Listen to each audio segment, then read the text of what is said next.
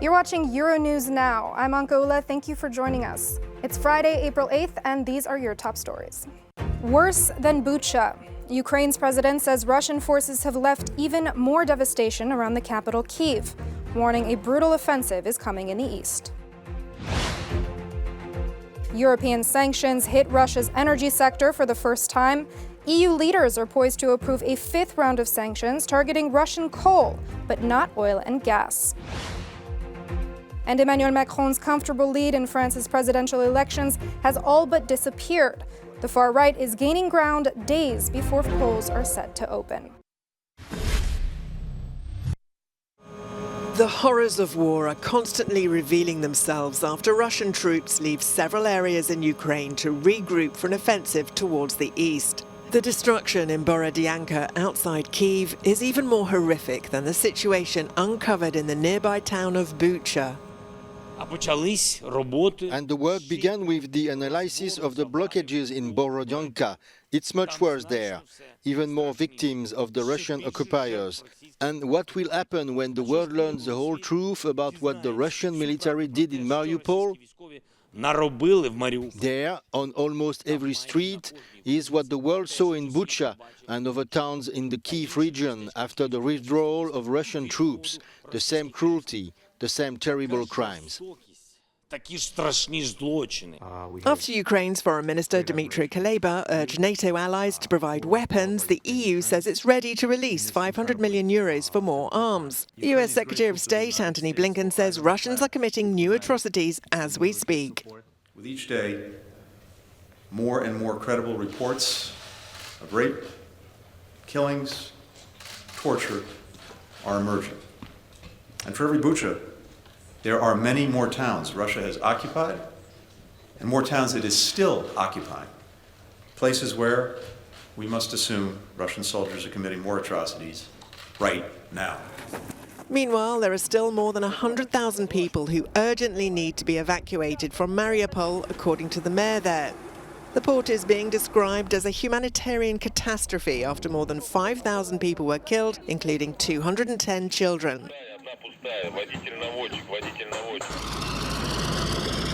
As shelling continues in the Donbass region, the residents there are being warned they have a last chance to flee. However, people are having to rely on buses after a Russian airstrike on a railway station near Donetsk Oblast has blocked the line, making it more challenging for trains to evacuate passengers.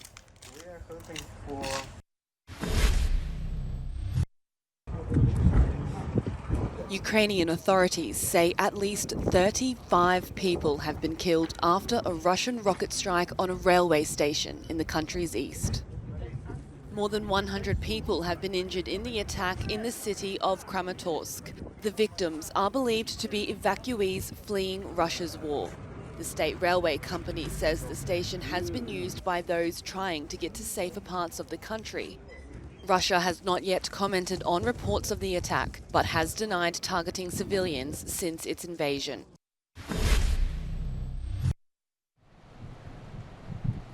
The European Union has given the green light to its fifth package of sanctions against Russia over its invasion of Ukraine. It's the first to affect the energy sector, with a ban on Moscow coal imports. It also includes an arms embargo and a veto on high-tech exports to the country. In a resolution adopted on Thursday at European Parliament in Strasbourg, adopted.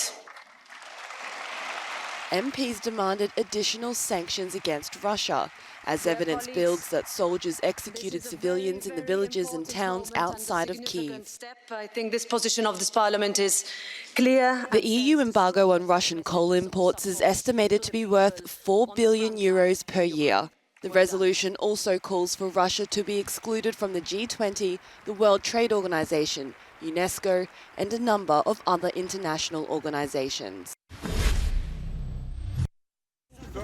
More Ukrainians are managing to flee the eastern region. Nearly 5,000 people left on Thursday and fled towards the center of Ukraine. There were around 1,400 residents who left the Luhansk region, another 1,200 from Mariupol, and the rest from the Zaporizhzhia area, with no time to spare.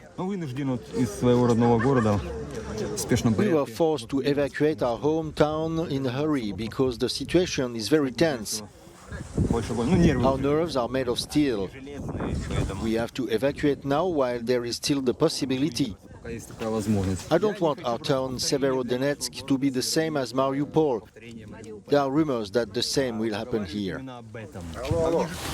Alexei used to be a taxi driver until the war broke out. Now he's helping to evacuate residents of Severodonetsk using his own vehicle. He's remained there to provide assistance to those who were left behind rather than fight, his way of dealing with the Russian conflict. We don't have to take up arms or join the territorial defense. We can help in other ways. Intense shelling has already begun in Severodonetsk, destroying buildings. Many fear the Russian offensive in the eastern and southern region in the coming days will be fierce after military setbacks in central and northern Ukraine. It follows the Kremlin saying it plans to seize the whole of the Donetsk region.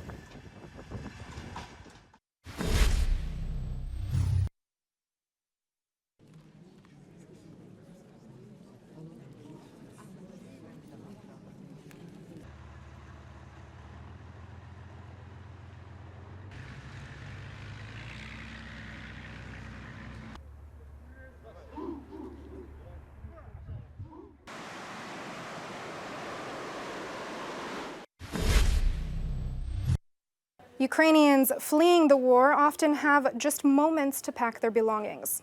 But among his few possessions, 14-year-old Maxim Mikhalchenko knew he just had to pack his football boots. After leaving Lviv on his own, he's now in Italy, where his love for the sport has found a new home. Euronews' Luca Palamara went to meet him in Bologna. Commanding his box, a goal to be defended, Maxim is only 14 years old, and 1 month ago he fled his city, Lviv, in Ukraine.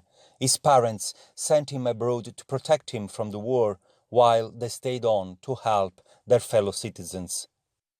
He arrived in Italy with only a few things in his bag, but he couldn't leave his country without his football boots. I'm very tall, and always I started to play football, and to training I go to the goalkeeper, and because I'm always was very tall.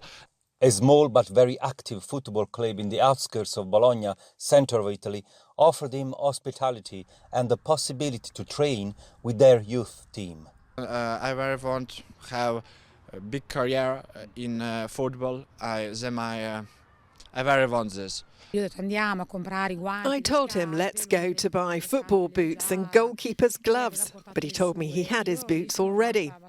I was quite surprised that he took his boots among the few things he brought with him. So we realized how important football is for him. It's not only a hobby. Maxim has a dream to become a footballer.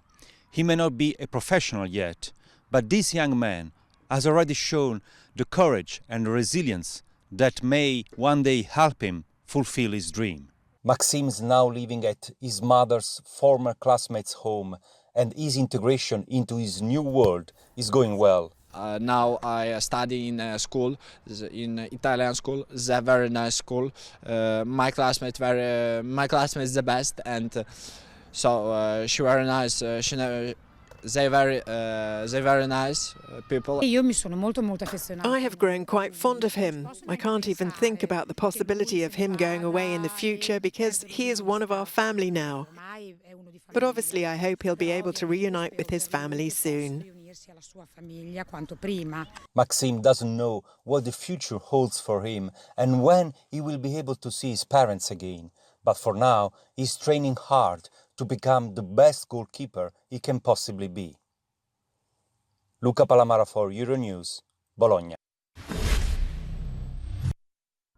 Well, it's time now for a short break, but if you want to dive deeper into any of our top stories, please head to our website, euronews.com. Otherwise, stay tuned. There's much more coming up after the break.